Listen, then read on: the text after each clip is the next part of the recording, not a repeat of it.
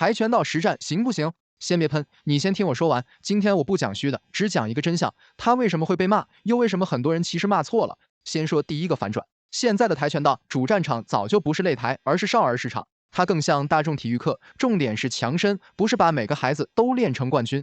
可問題來了，連這個前提都沒看懂的人，張口就說最弱，但真正關鍵的還在後面。你以為別的搏擊就很強？很多孩子練拳擊、踢拳也是1周一練，作業一多就請假，今天下雨不來，明天生病不來。我自己也辦過搏擊比賽，90%的小朋友上台，基本就是一通亂拳加低掃。你看的是 K1、UFC， 那是職業選手。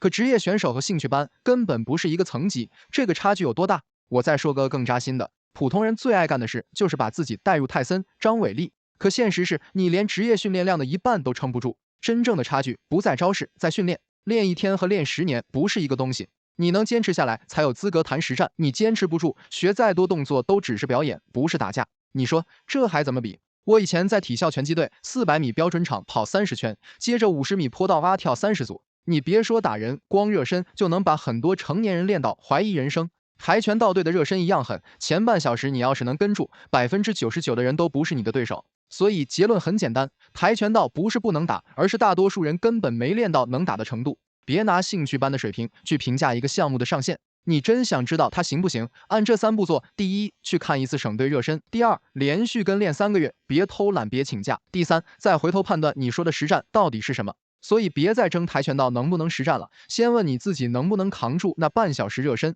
能扛住，你才有資格說它行不行。